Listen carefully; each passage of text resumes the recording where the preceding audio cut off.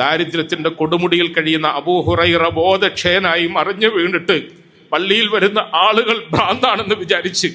പെരടിയിൽ ചവിട്ടിയിട്ട് വിശപ്പ് സഹിക്കവയ്യാതെ കടന്നു പോകുന്നവരോട് അസ്സലാമു അലൈക്കും, അസ്സലാമു അലൈക്കും, ഒരു മസാല ചോദിക്കാനുണ്ട്, പറഞ്ഞു തരുമോ എന്ന് ചോദിക്കുമ്പോൾ ദാരിദ്ര്യത്തിന്റെ കൊടുമുടിയിൽ കഴിയുന്ന പ്രിയപ്പെട്ട ഈ ശിഷ്യനെ തിരിഞ്ഞു നോക്കാതെ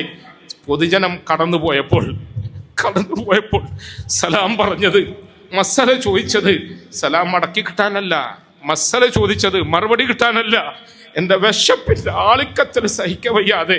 എന്നെയും നിങ്ങൾ കൂട്ടിക്കൊണ്ടുപോയി എന്തെങ്കിലും തരുമോ എന്ന് പ്രതീക്ഷിച്ചിട്ടാണ് എന്ന സത്യം മനസ്സിലാക്കിയത് അഷ്റഫുൽ ഖൽക്കായ മുഹമ്മദ് മുസ്തഫ സല്ലല്ലാഹു അലൈഹി വസല്ലം എന്ന പ്രിയപ്പെട്ട ഗുരുവന്ദ്യര് മാത്രമായിരുന്നു. അതുകൊണ്ട് പുഞ്ചിരി തൂക്കിക്കൊണ്ട് അബൂ ഹുറൈറ അരികിൽ വന്നിട്ട്, അബൂ ഹുറൈറ ബാ, വിശക്കുന്നുവല്ലേ, ബാ നമുക്ക് പോകാം, നമ്മുടെ വീട്ടിൽ പോകാം. പട്ടിണി കൊണ്ട് ചരിത്രം സൃഷ്ടിച്ച അഷ്റഫുൽ ഖൽക്കിന്റെ കൂരയുടെ ഉള്ളിൽ പോയിട്ട്, ആയിഷ തിന്നാൻ എന്തെങ്കിലും ഉണ്ടോ, കുടിക്കാൻ എന്തെങ്കിലും ഉണ്ടോ? ഒന്നുമില്ല നബി, ഒന്നുമില്ലെന്ന് മറുപടി മാത്രം കേട്ട് പതിവാക്കിയ ആ കൂരയുടെ നാഥനായ മുഹമ്മദ് മുസ്തഫ സല്ലല്ലാഹു അലൈഹി വസല്ലം പട്ടിണി കൊണ്ട് കൊടുമ്പിരിക്കൊള്ളുന്ന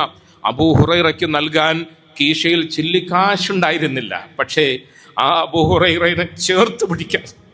അബൂ ഹുറൈറയെ കെട്ടിപ്പിടിക്കാൻ എനിക്ക് പഠിച്ചാൻ കജ്ജണില്ലേന്ന് ഒരിക്കൽ അബൂ ഹുറൈറ പറഞ്ഞപ്പോൾ ഒന്ന് നെഞ്ചോട് ചേർത്തമർത്തി തലയിൽ തലോടി